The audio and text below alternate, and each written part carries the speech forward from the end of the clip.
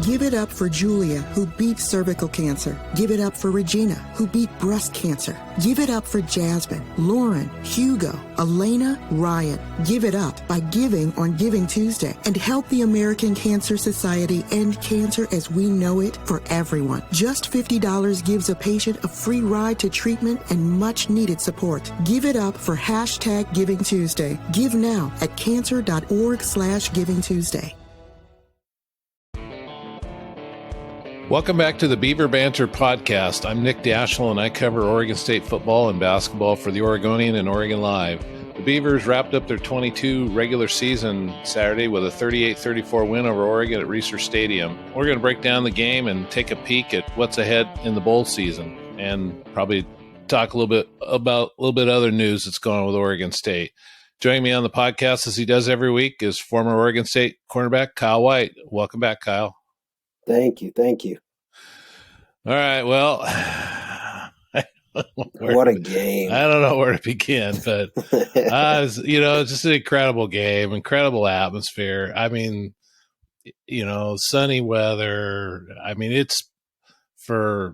I don't think you could have, from an atmosphere standpoint and a weather standpoint, I don't think you could draw it up any better for a game like this. And although, I wouldn't say it was everything you'd expect from a championship fight like it turned out to be, because in so many ways they seem to go off the script. The Beavers went dead for about 11, 12 minutes, and then so did the Ducks, and then Oregon State decided to bag the passing game altogether. And I mean, it was just, it wasn't what you'd expect. You just kind of expect them to throw punches for 12 rounds, but I mean, it was just, but in the end, it turned out to be, great. But, regardless who won, it turned out to be great. It just, the way they went about it was a little off the script. But what were your thoughts on what you saw? I mean, literally exactly what you said. It was like a beginning. All right, this is going to be a good game. All of a sudden, Oregon goes dead. Then Oregon State went dead for a long period of time. And within 3 blinks of an eye, we're up. And it was like absolutely insane. So like when you look at the final score, it did not dictate at all how the game actually was played out. Man, it was crazy. The whole stadium was electric. I absolutely loved being there, seeing all the Oregon State fans, all the alumni. I saw generations of alumni. It was amazing. And but man, was that a game. That was a great photo finish, to say the least. But the game was very, very different. Not how you expect it to go. Who'd you see at the game? So Drew Kale was there. His older brother Devin was there. Luke was there. I actually met like a couple of alums that were maybe 10 years before my time. Not remembering a whole bunch of names. There's another guy named Nick. He was a kicker back in 85. Nick Mangold? Yeah. So I got to meet with a lot of guys and meet a lot of new faces that got to tell me their past experiences. And so, like having every generation speak on their time is, as I get older, it's going to be fun for me to talk about as if it wasn't like a couple years ago, 5 years ago now. But when they get to speak on it when it was 20 years ago, 30 years ago, it's definitely memory. And it's like you get to see a whole different side of Oregon State that you never got to see, really. Yeah, it probably makes it a little better too that you experienced a win at some point too during your career. I mean, it would suck if all you did was lose games, but you won a good one. You lost it. You lost a not so good one, but you won a good one, and that's that's the one you can kind of hang your hat on to talk to people about. Was that game, Ryan Nall and all that stuff? Exactly. So I'm looking. I don't know where we should start here. I was thinking, I thought we'd maybe react a little bit to the news of the day. Trent Bray got a contract extension. They added another year to his deal. We don't know how much, what the terms of the contract are, but I'll get those probably within the next week. But I'm assuming they bumped him up a fair amount. He was scheduled to make 600,000 next year, which in defensive coordinator world of the Pac-12 is really kind of in the probably on the first or second floor. I mean, there's at least 3 coordinators in the Pac-12 that are over $1 million, well over $1 million, closer to $2 million. There's several that are near $1 million. I'm guessing the Trent's probably bumped him up a pretty good amount, I would think, because if you're going to be serious about keeping a guy like that, you got to show it with some Benjamins. So so I mean, the reason you lock him up for another year is because eventually he's going to be a head coach somewhere. That's his ambition. I know it's his ambition, and it should be. But as long as he's going to be a defensive coordinator, you want him on your sideline. So I assume you applaud this move that they're they've locked him up at least for another couple of years. Oh yeah, 100%. I mean, he was a key role to the record that's shown from this team, and like without him, like I don't know how we look, but applauds to him. I'm excited to see what the future holds, and I mean, he's going to do great things. And yeah, I think he deserves every penny. I mean, we go from a decade of barely making 500 to he comes in, Smith comes in, and all of a sudden, I mean, this year, what we projected 8-4, 7-5. I never actually saw 9-3, and I mean, it's well deserved. And I think he's done and he's been a key factor in how they've been this year. Oh yeah, no question. I mean, yeah, it's 10 of the 12 games, Oregon State gave up less than 400 yards. There were several under 300 yards a game. The home field, the defense, outside of the Oregon game, they pretty much didn't give up. They pretty much didn't give up much of anything. So the defense had a lot to do with this 9-3 record, as much as any. It really was. If you go back over this record, you're gonna see that it was quite a team effort. I mean, the special teams contributed quite a bit in some of the wins, and the offense obviously did some stuff, especially Damien Martinez. But the defense, they won games primarily because that team gave them that side of the ball gave Oregon State a chance every game this season. So outside of maybe the Utah game, but that was more contributed by the offense than the defense. So, but yeah, they kept Oregon State in every game, and that's how you win 9 games. Is you give yourself a chance with the defense. Agreed. Yeah. So let's start move on from Trent to kind of the big picture stuff. Oregon State's 9-3. You got a chance at a 10-win season for the third time in school history. 2000 and 2006 were the other 2 times they won at least 10 games. 2000 they won 11. There's a case to be made. This season's is every bit as impactful as that 2000 season, which is kind of put up there as the gold standard of the program. In the end, it's probably not as meaningful, but I mean, just if you look at it, based on where this program's been, the recruiting, it'll help recruiting. It's energized the fan base. The stadium remodels right around the corner, is going on right now. You're gonna have a lot of people wanting seats next year, which is what they need to fill this place. And then, another kind of thing that's sort of under the radar and, you're not really thinking about it much is, college enrollment's struggling these days. Not just Oregon State, everywhere. It's tougher to get kids into school because of, it costs so much. And, when you got a football teams can drive a lot of excitement. I think a good football team can't hurt Oregon State's chances in the enrollment area either. But there's just so many things that this 9-3 record can do at Oregon State. I'm sure your friends are probably reacting to the season in a positive manner too, aren't they? Oh, everybody is. Yeah. No, my little friend group, we've been excited, crazy happy, and, ecstatic for everything. And my biggest thing has been, where's the bowl game? Where's the bowl game? Because, I'm definitely buying a ticket. And, like them showing up to the games in Utah and Arizona, some coming out to Corvallis to come watch the games. And now we're all spread out. So it shows how impactful and how meaningful like the Oregon State team this year has been. And like I think it's going to be amazing. I think this was the greatest kickstart to a whole new foundation for Oregon State, where we'll have the new stadium.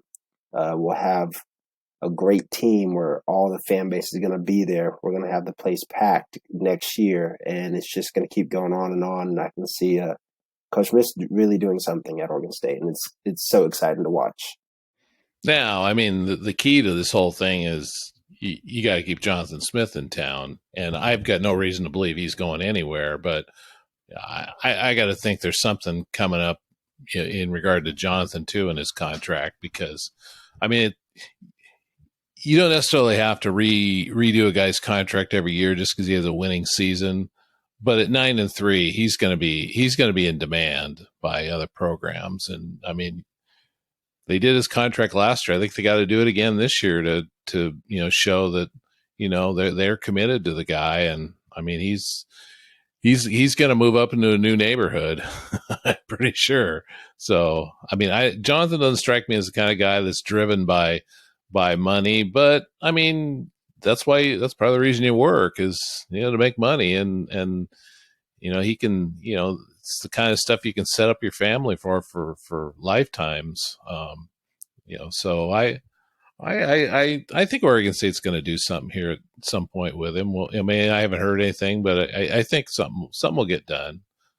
Yeah. In ways, I look at Jonathan Smith as like a Coach Riley, where it's like, he loves where he played, and he loves this place, and so like he wants to be here. Like I know that they're going to give him the money that he deserves either this year, next year, or soon, but I also think that he just loves Oregon State, and I hope that he wouldn't leave. I think that he loves this place just as much, so I wouldn't see him leaving. But money does talk. So yeah.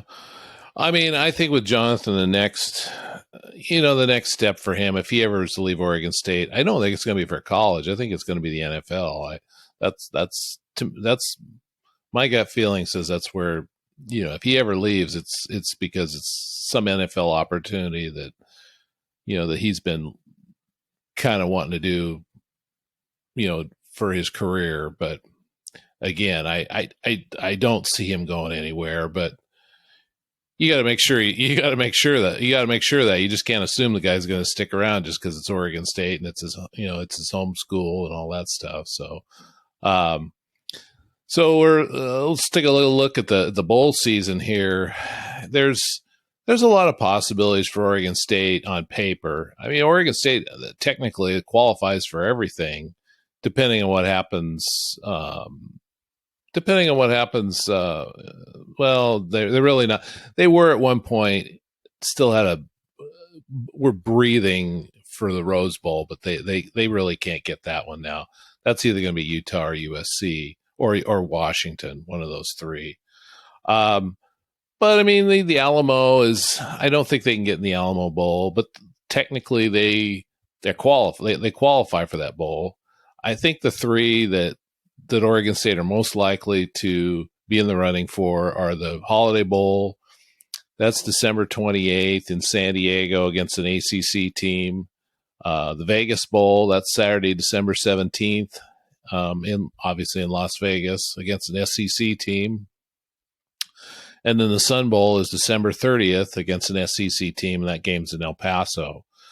I've been saying all along that the Sun Bowl looks like the most likely possibility for Oregon State, just based on TV. Oregon State is going to lose every time when it comes to TV stuff with teams like UCLA, and they're going to probably they're going to struggle matching brands with Oregon. Washington's got a big market. But I'm hearing they got some possibilities with the Vegas and Holiday Bowl. It's not the slam dunk I thought it was for the Sun Bowl. I've got interviews set up tomorrow with the bowl directors for all three the Sun, Holiday, and Vegas Bowl. And I don't know how much they're gonna they'll paint a rosy picture for sure for Oregon State. But I'm hoping I can find out something that maybe will a nugget or something that will lead me to believe something, give me a better idea where the Beavers might be headed and see what they actually think of Oregon State. But I do think Oregon State, the fact they've never been to the Holiday Bowl before, I think that'll be attractive to the Holiday Bowl. They'll send a lot of fans down there. And Vegas is before Christmas. I mean, who doesn't want to go to Vegas before Christmas? Well, I know I do. Yeah. So, I mean, I'm gonna say you probably favor the Vegas Bowl. It's right? a little closer, smaller, cheaper ticket, great weather. You got everything in Vegas. Why not? I think that'd be amazing. The Vegas Bowl or the Holiday Bowl. I think it'd be fun. I can see them getting to either. I thought myself that it was going to be the Sun Bowl, and and you hear that there's more opportunities now, especially after that game. That was my first thought: is it's not a slam dunk to the Sun Bowl. I was excited to see how that they won, and that knowing that they'd win that, or hoping that they'd win that, more opportunities would open up. So I'm excited to see what sort of happens. It doesn't matter to me where they go, because a bowl game's a bowl game. I'm excited for all of them, or whichever one, but that'd be awesome for everybody in Corvallis to skate down to Vegas, or everybody to skate down to San Diego. So we will see. I mean, regardless of what bowl they end up, the bowl season it often becomes who's the most motivated team. Yeah. I mean, I think Oregon State's going to be pretty motivated at any of these bowls because they got a shot at 10 wins, and that's a big deal for Oregon State. So I can't imagine them, taking this as a vacation trip. I see Oregon State pretty motivated for wherever they go. I mean, to me, the optimal bowl would be the Vegas Bowl, not just because it's in Vegas and not just because it's before Christmas, but it's a chance to play an SEC team. I mean, could that be Mississippi? Could that be Mississippi State? A team like that. Oregon State doesn't get chances to play SEC teams very often, and that'd be interesting to see how they match up against one of those schools. So I think the Vegas one is the most appealing, but any of the three would be a good get for Oregon State. Yeah, no, I agree. Yeah, so well, let's go to Saturday. What happened Saturday? Oh, so much happened Saturday.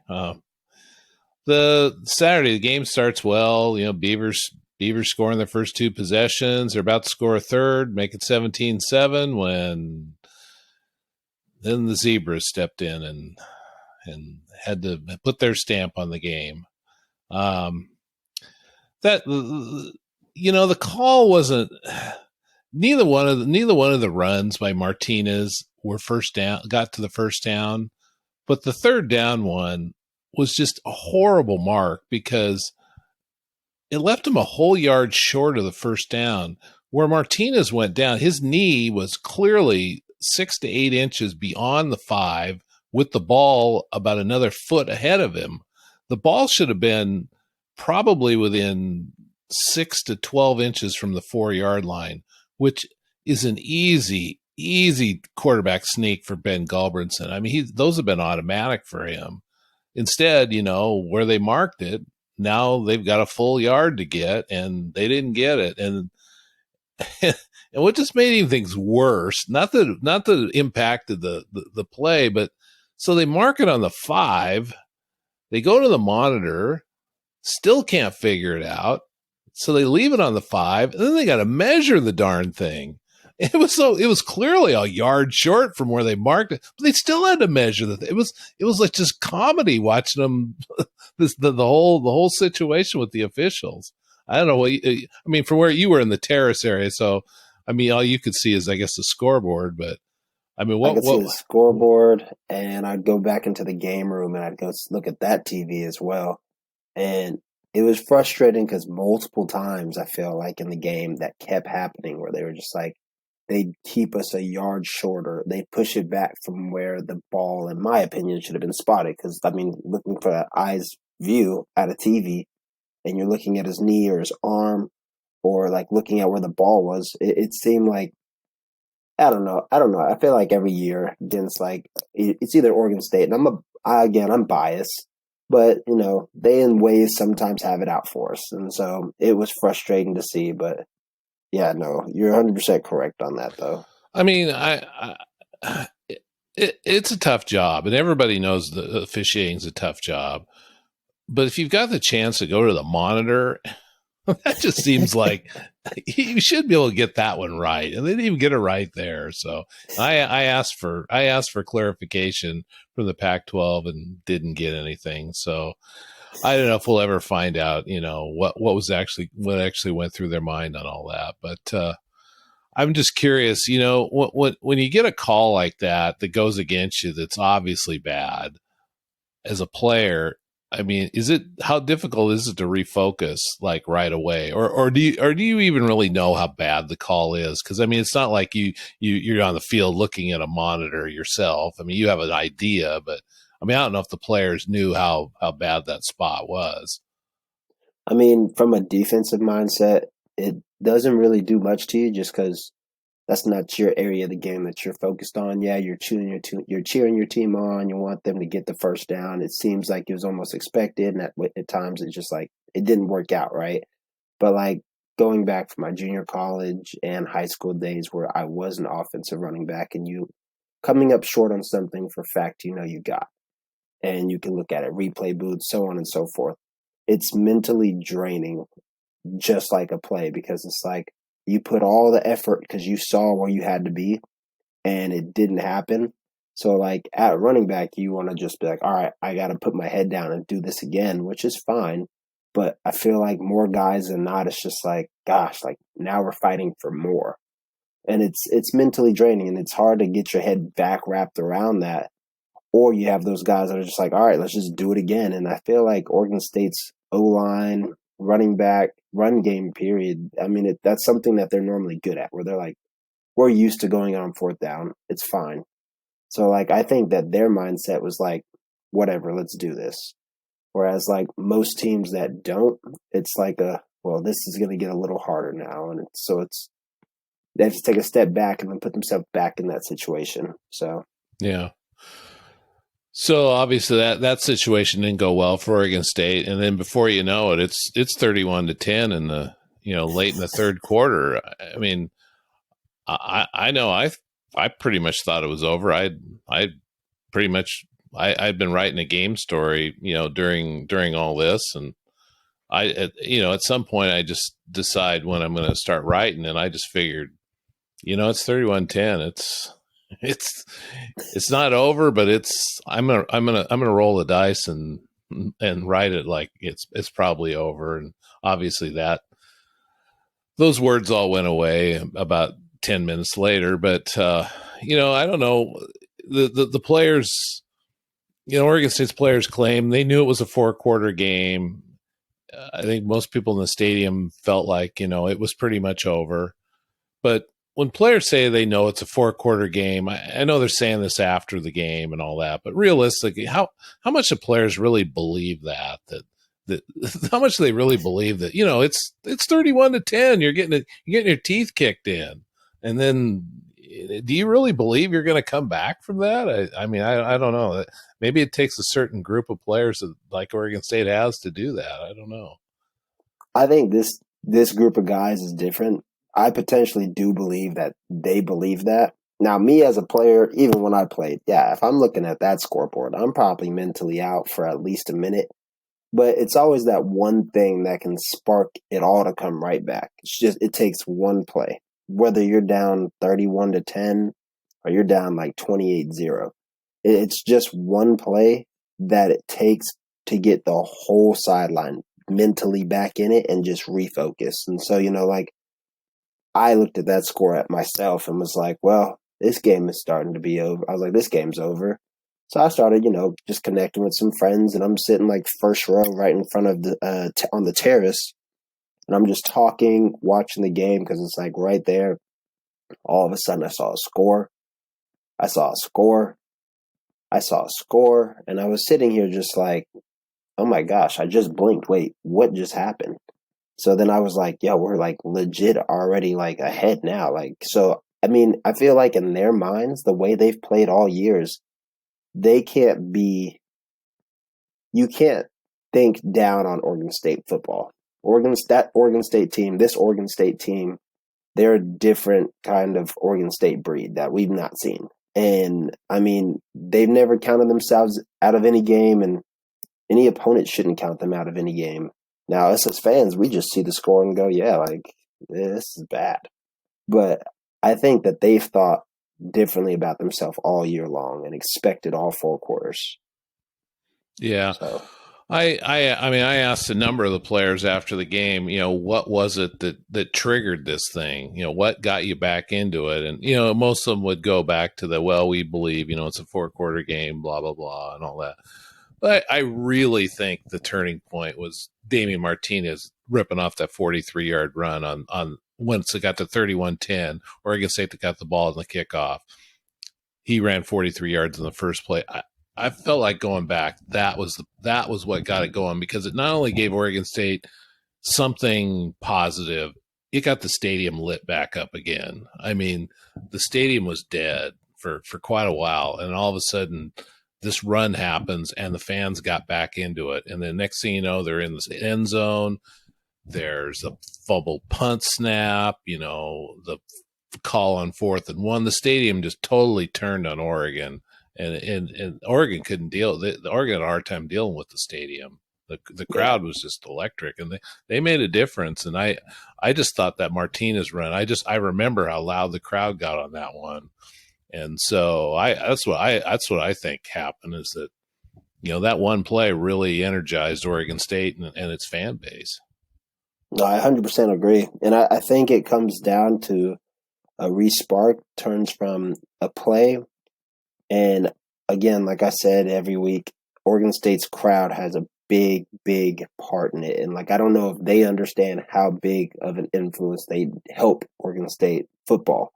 But when they're loud, the Oregon State football team is hyped. They're energized and they're ready to go regardless. And so, like it's almost like we feed off them just as much as they feed off of us. So, I mean, the great play by Martinez led the Oregon State fans to go crazy, myself included. And then from there, I mean, everything just went back to turning. And so, yeah, like. Yeah, and then the defense obviously put its stamp on this game too. Later in the evening, I noticed on Twitter that, a colleague had mentioned that the Pac must have been during the Apple Cup when teams were just pretty much turned into a track meet in the first half, mentioned that, Pac-12 defense is just terrible and just kind of ripping on it. And I'm thinking, well, apparently this person seems to forget that the Oregon State goal line stand that kept one of the country's best offenses out of the end zone. I mean, that's it. You can rip on the Pac-12 defense all you want, but that was a pretty good stand by a good defense. And I mean, I don't know what you remember about that defensive stand, but it was 3 consecutive runs that went nowhere, and then a pass play that really turned into nothing. And, I mean, obviously that won the game. Oh yeah, no, I 100% agree. Even leading up to that play, or a couple plays before that, including that one, Oregon had called a couple 4th down plays instead of punting it, instead of kicking a field goal. And I mean, Oregon State's defense in my opinion, is not a Pac-12 defense. They're a legit defense. It's not just play fast, throw the ball around. No, I think that they love to run it down your throat and play great defense and make stops. And yeah, you can single out Oregon State when you say the Pac-12 defenses are bad, because Oregon State's defense is in ways the boulder we rely on, and then our run game. So, yeah. Well, all in all, that was, that game Saturday was an instant classic. I've been asked, was this the best Civil War of all time? Probably not. I mean, the 37, I mean, it's hard to trump the 37-33 game in 2009 where both teams had Rose Bowl on the line for whoever won the game. A 37-33 game with that kind of stakes, that's pretty hard to top. But it's probably a top 5 game, I would think. I mean, you probably, I don't know how much you know about, Oregon State history of games, but I kind of went through them, and I thought it was probably in the top 5 to 7, somewhere in that neighborhood. But one I would ask you about was, this was a 9-win season. What would you, where would you rank this win among the 9? I mean, I'm thinking it's probably number 1, but I don't think it's a slam dunk because there was some awfully good wins this season. There was a lot of good wins this season.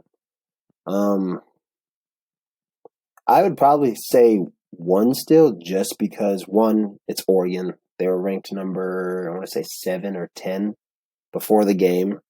2, it's the Oregon State Classic. It's just the rivalry game. And I mean, they had all the offensive power, but we were just a defensive team. On top of a great run game. So in ways I do want, I'm going to say 1 just because of who it is and the state that they both had to represent. And the winner is now the owner of the state for the year. And I absolutely love that. I guess the competition for the best win of the year with Oregon would probably be the Stanford game and Fresno State. Although I kind of think the Boise State game gets gets short shrift a little bit. Boise's turned out to be pretty darn good. They're playing for the Mountain West title against Fresno this week, but Boise's had a better season than Fresno, and they came into the game with pretty good reputation on offense. And Oregon State made it 24-0 by halftime. I mean, the performance was really good, but for theater, I mean, the Boise State game probably wasn't, great, but I thought the performance was good. And same thing with the Washington State game.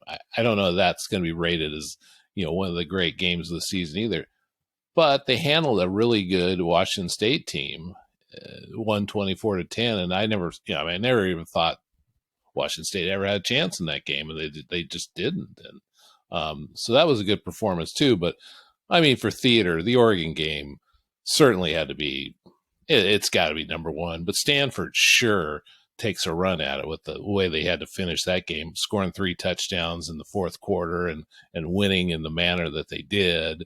I mean, that was pretty incredible too. I mean, and I don't know this. I don't know that Saturday happens if Stanford and Fresno don't happen because, I think they drew on those games. They believe they could win those games, and they did. And you have those experiences, so you can do it. And I'm not saying they couldn't have won Saturday, but I think having that Stanford and Fresno experience had to have helped out a little bit. Yeah, no, I agree. I think that from the beginning of the season's games and how close they were, it showed that we don't cave under pressure and that Oregon State can prevail when the time is needed. And so I thought those games, and the only reason why I didn't say like the Boise game, the Stanford game, and like the Fresno game were like the top games of the season was because, I mean, when I talk to people around here in Portland or when I'm talking to my friends in any other state, they're all like, your preseason games are nobody's. They're the Mountain West. But the Mountain West is good. But because it's a lower rank than a Power 5 school, I always want to be like, just to fans or anybody, yeah, but now we beat Oregon. So you have no real saying. But at the same time, like, it was Oregon State rivalry, which makes it even better. So yeah, for show, it's definitely the Oregon game. For last minute plays, I'm definitely going Stanford because that was the scariest moment. I mean, without that game, and the Fresno State game and the Boise game, who knows where the season would be right now. But those were all great games that showed that we prevail through all of it. And they can go the 4 quarters, the whole thing, and they'll fight till the last moment of the game. which is amazing. So one other thing I thought of on the flip side, obviously the toughest loss of the season, it's not even close, even though, Oregon State lost at Washington by 3. Well, it was the USC game. Yes. If Oregon State wins that game, the Pac-12 finishes the regular season in a 5-way tie for first. That is the only thing that keeps that from a 5-way tie. If Oregon State beats USC, it's a 5-way tie for first at 7-2. And beats me how I know they have tiebreakers. So we went through it. I'm thinking they probably would have to go down to about the last criteria to figure out who plays in the championship game in that situation. But that one makes it just even tougher the way that Oregon State lost that game. Last night, me and my best friend from back in Alabama, we went through the criterias for Washington, Utah, and Oregon, but we didn't go over if Oregon State would have beat Utah, which would have been even more chaotic, which would have been really cool to actually go through. But we went through the criteria because now there's no divisions in the Pac-12. It's all one pool together. So now with a 3-way tie, you look into who they between the 3 teams, what was the best record, which all of them beat each other at one point. So it was like Washington beat Oregon, but Oregon beat Utah, but Utah beat Washington. So then they had to go down to the next criteria I believe in the case at Oregon State beat Utah, USC would have been 1, and then it would have been a 3-way tie for second between Washington, Oregon, and Oregon State. And I think in that situation, I could be wrong, but I'm pretty sure I'm right on this. Oregon would have went because Oregon would have had a win over Utah. Yes, and that they were the second highest. They would have been the they would have been out of the tie, but I think nobody would have beaten USC, and so they would have had to go down to the next team in the standings. Although I think it's got to be somebody so maybe that's not. I don't know. It'd be interesting to go through and see everything, but I don't. I don't know if Oregon State would have. I'd have to. Let's see. Washington State. Everybody played Washington State. And Utah and Washington, it wouldn't be Washington. That would be a tough one to break up because you'd have to go quite a ways down the standings. I don't think you could find any common opponents. So then you would have to go to strength of schedule, and I don't know where that one turns out. So common opponents would have been Cal. Yeah, I think the common opponents wouldn't work because I think everybody either won them all or lost them all, or So I don't think that it would have come down to the strength of schedule thing, I believe, and then beyond that, it would have been the final F. They actually don't use the CFP on that one because they can't wait till Tuesday. So this whole non-division thing now is really confusing. Yeah. Well, soon USC and UCLA will be out of this thing, and they'll just be. Way to finish the year with a bang, though, for the Pac-12. Yeah, boy, I'd forgot about that. If they'd just beaten USC, it would have been a 5-way tie for first. Man, that would have been nuts. Well, anyway, I think that's. I think we'll kill this thing right here. We're gonna probably do 1 or 2 more of these during the bowl season. Again, I have no idea who it's going to be, but at some point we'll do a couple more, 1 or 2 more podcasts. Once we get into the bowl part of the Oregon State season. So that's about all we got for this week's edition of the Beaver Banter podcast. Remember, you can find this podcast wherever you find your favorite podcasts. Be sure to check out OregonLive for all our Oregon State content. As I said, we'll be back. I don't know when we'll be back. We'll be back at some point depending on when if it's an early Vegas Bowl or a December 30th Sun Bowl. But we'll be back. So we'll see you next time.